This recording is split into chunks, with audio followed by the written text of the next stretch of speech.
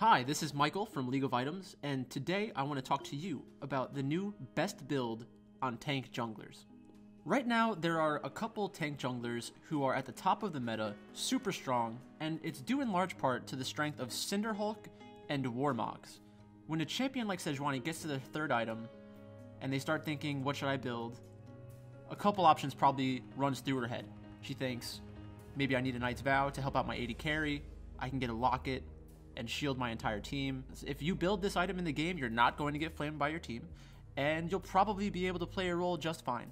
But at League of Items, we like to look at items that maximize our potential to win the game. Zeke's Convergence is the kind of item where if your teammate built this and you didn't know they were going to do it, you'd probably start pinging it and say, what are you doing with the Zeke's Convergence? That item is terrible. If we look at the stats alone, we can start to see there's a great reason to pick this item. So let's compare it to two of the other popular items, Knight's Vow and Locket. So Knight's Vow. Knight's Vow gives you 250 health, 40 armor, 10% cooldown reduction, and when you're close to your partner, you gain an additional 20 armor and 15% movement speed towards them. In a lot of items, there are conditional aspects where only certain game states will allow you to maximize the potential of the item. The last thing about Knight's Vow to keep in mind is the other passive that heals you for 12% of the damage that your partner deals, and you take 12% of the damage they would take as true damage. The thing about Knight's Vow, though, is that most of the time you want to put this on an AD carry or your mid laner, and this is going to have that to 6%. And that might not seem like a lot because you're still redirecting damage from the AD carry. That's still useful, but it's nowhere near as good as 12%. Now, when we compare that to Zeke's Convergence, immediately we see 60 armor. Instead of having 40 armor all the time and 20 conditional armor being around your partner, you have 60 armor at all times. This is especially important because we're talking about champions like Sejuani, like Zac, who already have a Cinderhulk and already have Warmogs, which means that your effective health is very important because you don't necessarily need a gigantic health pool if you are facing a certain kind of damage. The next thing to look at, CDR. CDR is on both items, so there's no deficiency on Zeke's in that regard. And then last up, we have the 250 health versus 30 magic resist and 250 mana. 250 mana isn't a lot, I'll give you that. A lot of the time, it's just a filler stat in order to make the item get close to level when you're doing just a pure gold evaluation. Without either of the passives or the actives or anything like that, Zeke's Convergence is already over 100% gold efficient, meaning that when you invest 2,250 gold, you're going to get that value out of the item immediately before the active and passive. Knight's Vow, on the other hand, is closer to 80% or 85%.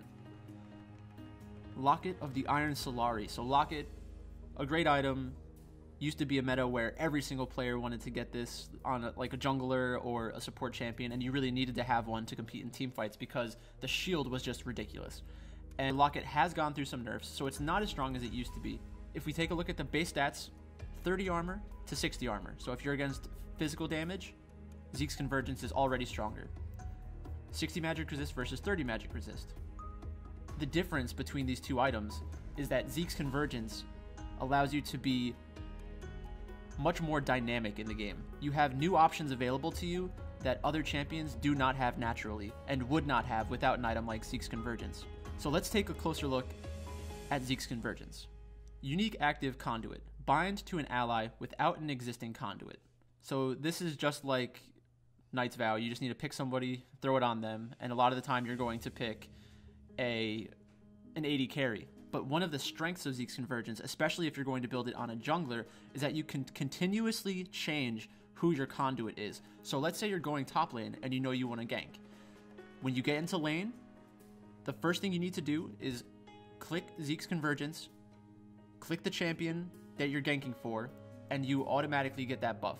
So you're instantly getting an assisting gank tool. Every time you cast your ultimate near an ally, you're surrounded by a frost storm that ignites your ally's basic attacks for 10 seconds. Now, when this happens, your ally is going to receive a buff, and there's also a visual effect that's going to let you know that it's active. The second part, enemies inside your Frost Storm are slowed by 20% and your allies' attacks burn that target for 50% bonus magic damage over 2 seconds. Now, let's take a look at the distances that you need to be within in order for Zeke's Convergence to work. So the first thing we need to do is get an ally, and let's just pop the ally right over there. So hover over the item, it lets you know how far you can be, and we're almost on range, so just click him. We run straight over. So now we see that the link is active between us and our ally. So when we cast our ultimate, you get that little visual effect. So it doesn't matter where your enemy is when you cast your ultimate. You just need to be close enough to your ally. So let's say the enemy's over here. I throw it, and we see that we get the empowered auto attack, and I automatically get the slow. Now we're out of range of our ally. So I'm going to cast my ultimate, and let's see what happens. Alright, so our ally, you can see there is a visual effect, but since we weren't close enough, nothing happened. So let's do it one more time. So I'm going to cast my ultimate, and then if I run into range of my ally, it's still going to ignite them.